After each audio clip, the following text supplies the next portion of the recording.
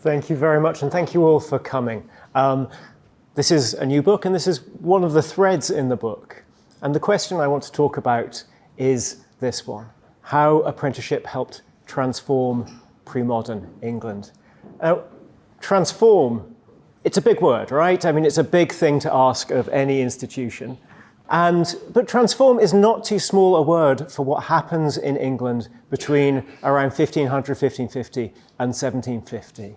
Whether we think about urbanization, where you can see here the share of young people who live in, or share of people who live in towns rising dramatically, whether we think about something we call structural change, which is the share of people making a living in farming, which falls dramatically over this period, or whether we think about enrichment.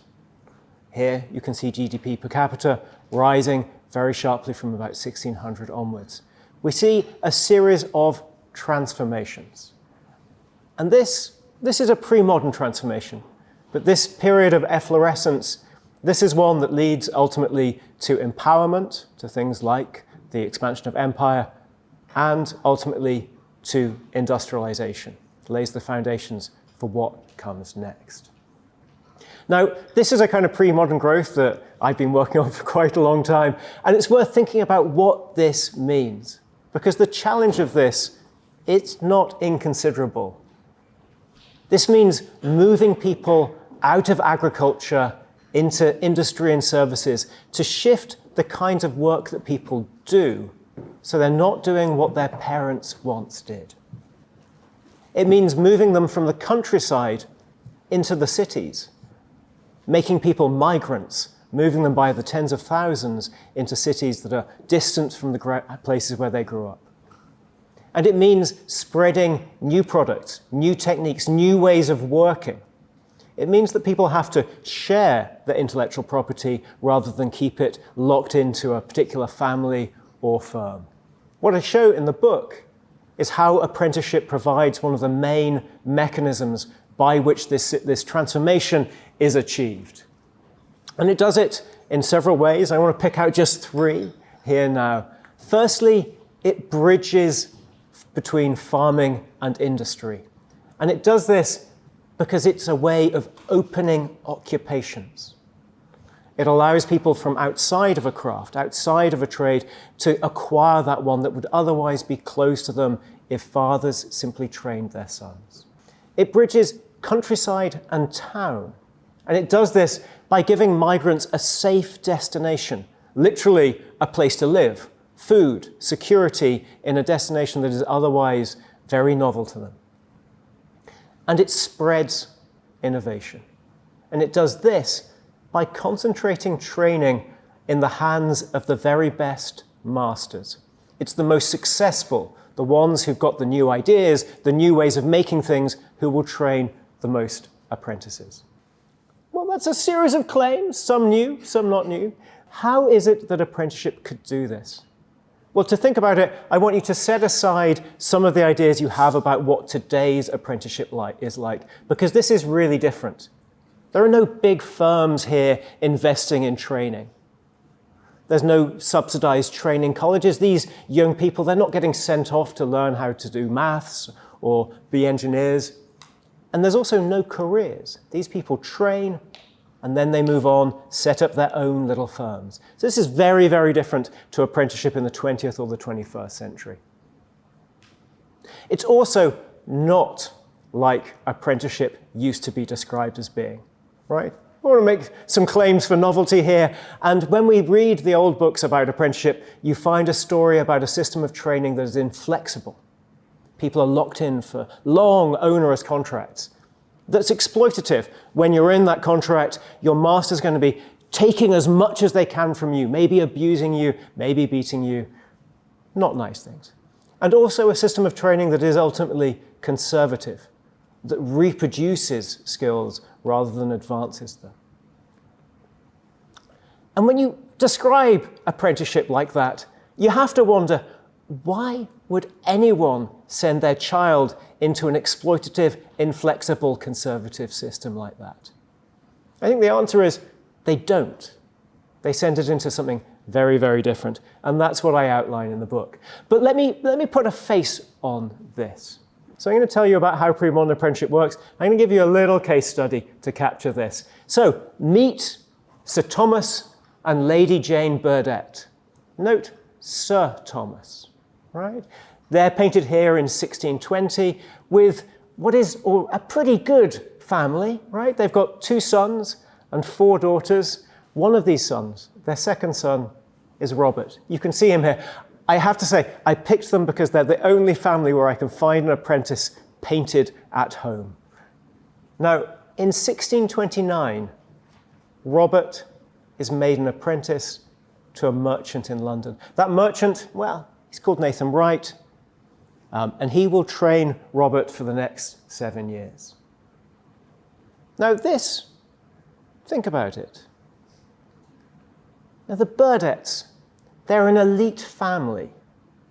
They live in Derbyshire. It's 120 miles to London. In the early 17th century, 120 miles is several days of traveling. They have no connection to Nathan Wright, who's going to train their son, and they've got no experience of trade. They made their riches as landowners. But they know that they can find a good master, and they choose a good master. They choose Wright, who is an incredible success. He's going to be one of the directors of the East India Company. He's going to end up very rich. He moves to a stately home, right? That level of rich. And it pays off. This son of theirs, Robert, he becomes a leading merchant in London himself. So he achieves this movement from land to trade, from countryside to city. And it's worth saying they're willing to take this risk because if it hadn't worked, if Robert had not been well suited to trade, if he'd not been able to learn the languages, do the haggling, put up with the stresses of commerce, well, they could have changed their mind. Robert could have walked away, recovered his fee, returned home, and pursued a career as a minor second son with a farm. And this is because pre-modern apprenticeship, the story that I want to tell you about, it was open. It accepted people without connections. It was flexible. You could change your path, and it was success-oriented. It allowed you to invest in learning with the best possible teachers. In short, it provides a market for skill that even the elite were willing to use to invest in their children. So the Burdetts, well, they're one family. You know, they're distinguished in a couple of ways, right? They had a rich, big house, but above all, they had a painting made at the right time. To really tell you or to work out how general this pattern is, what I do in the book is use the records of about 750,000 apprentices over several centuries to draw a big portrait of how the system worked. I'm just going to show you a few of the highlights that really underline the significance of this system in the transformation of England. Firstly, we find that apprenticeship in the early 17th century is completely dominated by London. What you can see here in the little graph is some sense of the scale of it. More than 3/4 of all urban apprentices are training in the city of London. And they're doing this because they're willing to be exceptionally mobile. You can see here are some maps of young people moving to the city in the 17th and 18th century. In the early 17th century, the average apprentice in London has travelled further than the average undergraduate will in 2014. And they're also incredibly occupationally mobile. When you look at their backgrounds, it's hard to see here. A very, very large share are coming out of agriculture, which is what we need for structural change. And they're coming from both the top of society, from gentry families, and from the bottom, from labourers. It was a system to gain a different kind of skill to that which your parents have. It's a system of openness. Through this, the effect is non-trivial. When we try and work out how many people in England's biggest city, London, its fastest growing city, London, were arriving through this mechanism, well, it turns out that nearly all of them could have been. What you see here is a graph showing you the share of London's population who were either current apprentices, the red section, or would have once been apprentices, the blue. And we find that nearly all of Londoners, London's male population at least, came through this system. Now I make a third claim. I claim that this is a system that spreads the best possible knowledge.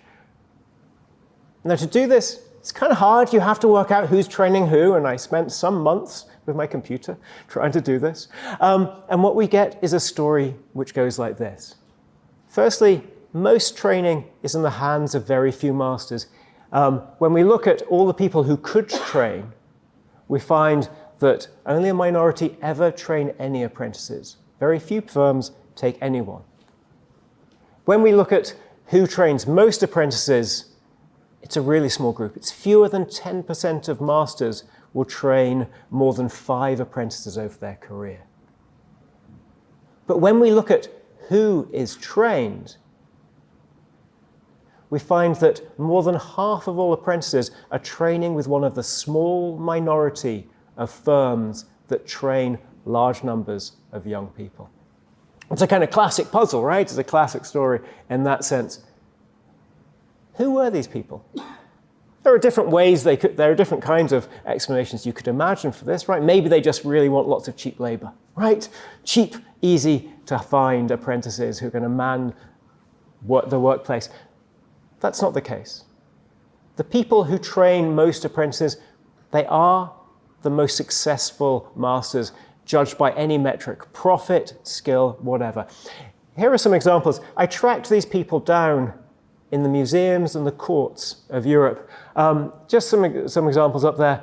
On the left, Thomas Tompion, arguably England's greatest watchmaker and clockmaker, comes up with mechanisms that exist in every watch and clock today.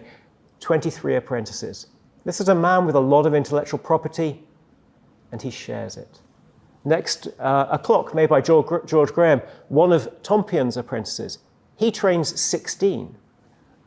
Next, an arch created for Charles II's restoration, carved by William Clear, one of the country's best woodcarvers. He trains 9. We could go on. This is a story of spreading success. Why is it possible?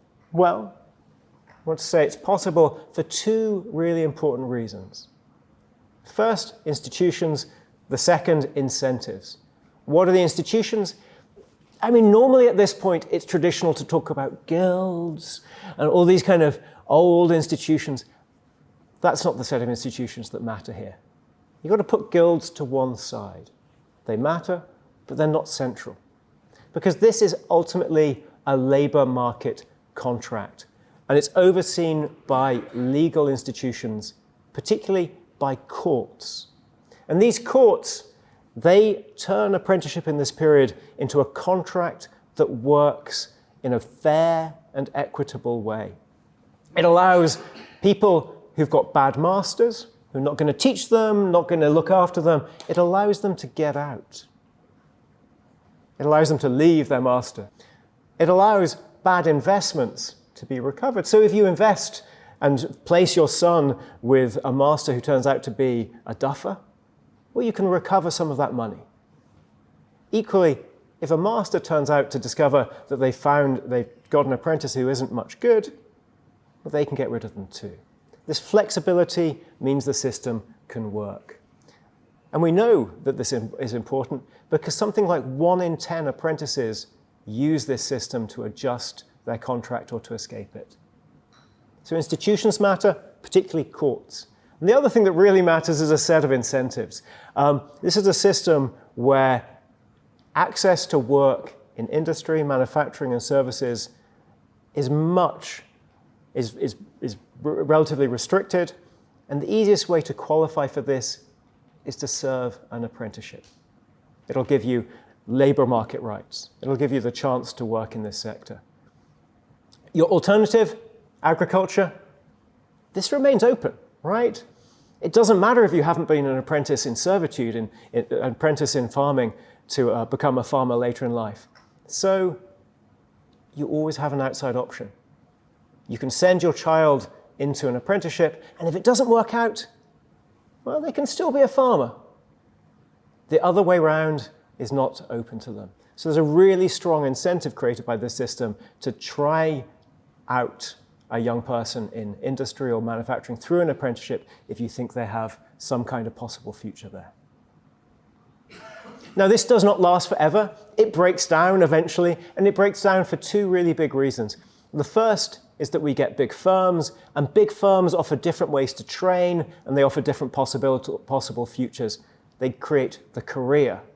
This is a world that I've described that has no career, where you don't work for the same firm for your life. Instead, you're in and then you're out. The second thing that really changes the 19th and 20th century economy is that we change the kinds of skills that young people need. We move from a world where what you need to do is acquire a set of ideas and techniques from being exposed to someone who's skillful to understanding general skills like maths, engineering, and so on. That becomes expensive, and that shifts the way in which training can be delivered. So, I want to draw it to a close there. How does apprenticeship help transform early modern England? Ultimately, it's a matter of incentives and mechanisms. It gives skilled workers a way to profit from their skill by selling training. Gives them a reason, in that sense, a motivation to share their ideas, their techniques, the value that they have with young workers.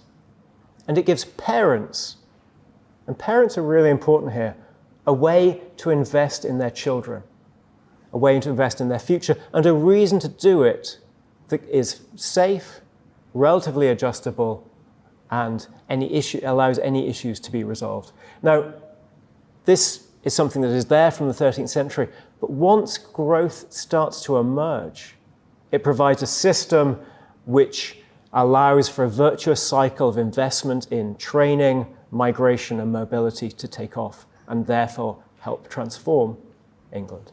Thank you very much.